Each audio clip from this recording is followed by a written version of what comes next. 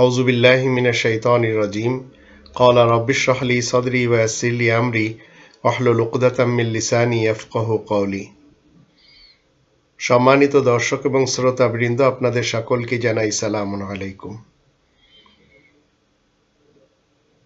আল কোরআনের মুহাম্মাদুর রাসূলুল্লাহ নয়, বরং আরব্য ইবলিশ শয়তান তাগুত প্রধান ইবনে আবদুল্লাহর নোংরা 10টি গার্বেজ সুন্নাত, যা মুসলিম হলে আপনাকে আমাকে অমান্য করতে হবে এই 10টি সুন্নতকে। তার ভিতরে 1 নম্বর হচ্ছে 6 বছরের কন্যা শিশুকে বিবাহ করা যাবে না। 2 নম্বর 12টি বিবাহ করা যাবে না।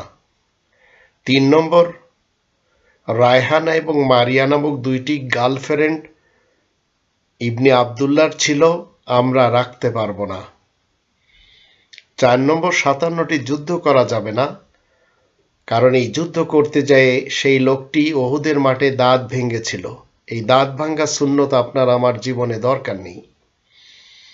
5 নম্বর হচ্ছে খাদিজা নামক খ্রিস্টান নারীকে খ্রিস্টান রীতিতে বিবাহ করা। এটা আমরা মুসলিমরা করতে পারবো না। এটি আরব ইতিহাসে সেই ইবনে আবদুল্লাহ করেছে এবং তার মান্যকারীরা এইগুলি মেনেই চলে যে তিনি সঠিক করেছেন। 6 নম্বর হচ্ছে মক্কার রাস্তায় বুড়ির বিছানো কাঁটার উপর দিয়ে হেঁটে যাওয়া এবং কাঁটা পায়ে বিঁধলে বুড়ির খিলখিল করে আসা।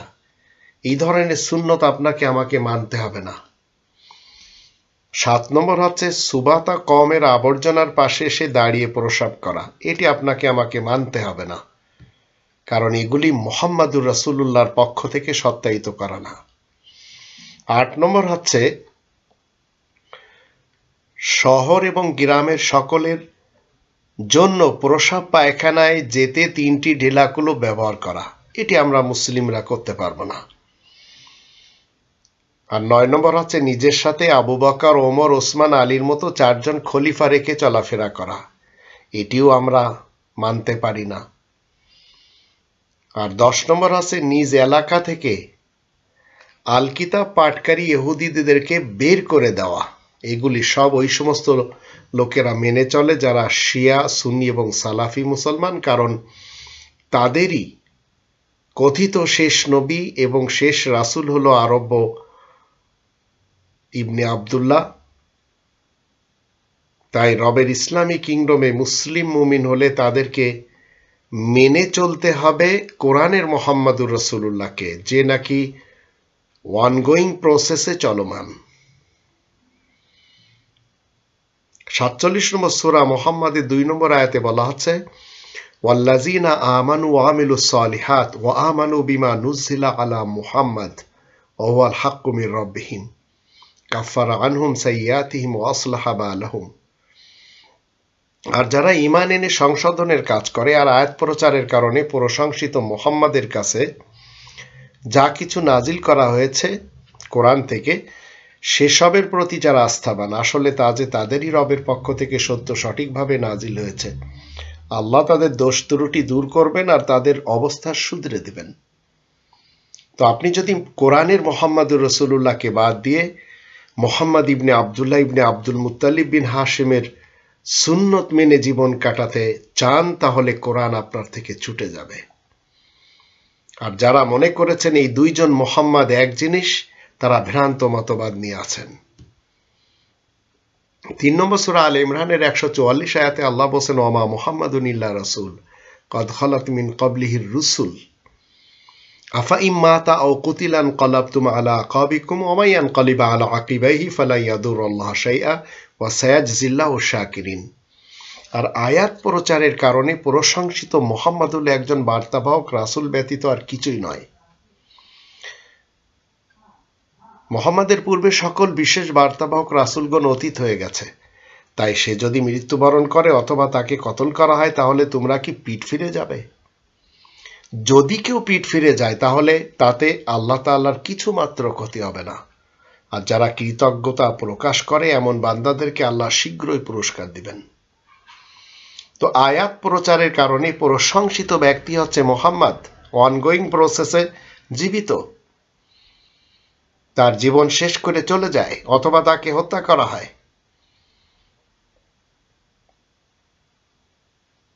আর 48 নম্বর সূরা আল ফাতহ এর 29 আয়াতে আল্লাহ বলেন মুহাম্মাদুর রাসূলুল্লাহ ওয়াল্লাযীনা মাআহু আশিদ্দাউ আলাল কুফফারি রুহামাউ বাইনাহুম তারাহুম রুকআন সুজদা ইয়াবতাগুনা ফাদলাম মিনাল্লাহি ওয়া রিদওয়ানা সীমাহুম ফি উজুহিহিম মিন আসারিস সুজুদ যালিকা মাসালুহুম ফিত তাওরাতি ওয়া মাসালুহুম ফিল ইনজিল কাযারইন আখরাজা শাতআহু ফাআযারাহু ফাস্তাগলাযা ফাস্তাওয়া আলা সুকি ইউজিবু যুররা'a লিয়াগীযা বিহিমুল কুফফার ওয়া'দাল্লাহু আল্লাযীনা আমানু ওয়া আমিলুস সালিহাতি মিনহুম মাগফিরাতান ওয়া আজরান আযীমা।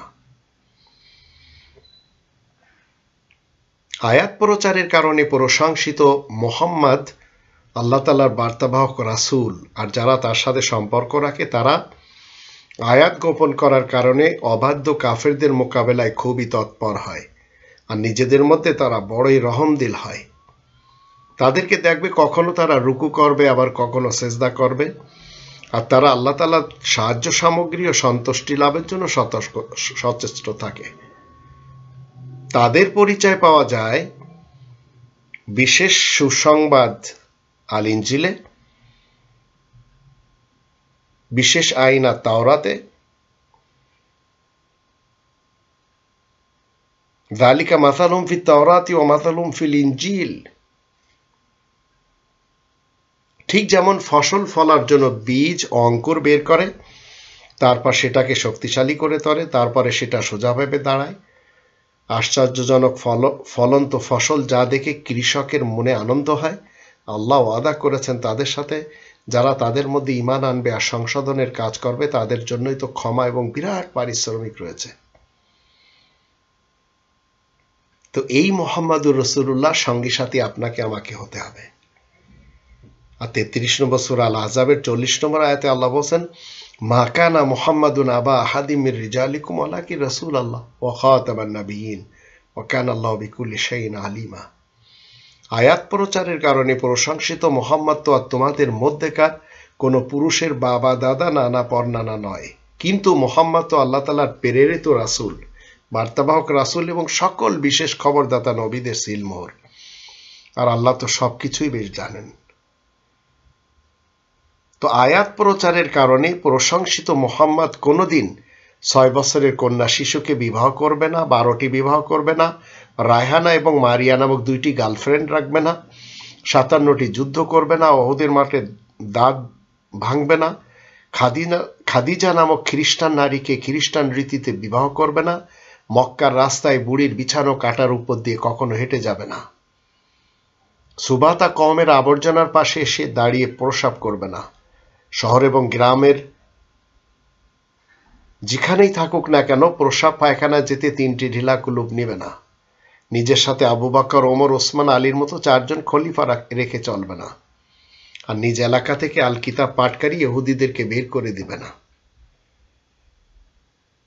তো যখন কেউ এই ধরনের কাজ করবে সে মুহাম্মাদুর রাসূলুল্লাহ হবে না, সে হবে মুহাম্মদ ইবনে আব্দুল্লাহ ইবনে আব্দুল মুত্তালিব বিন হাশিম।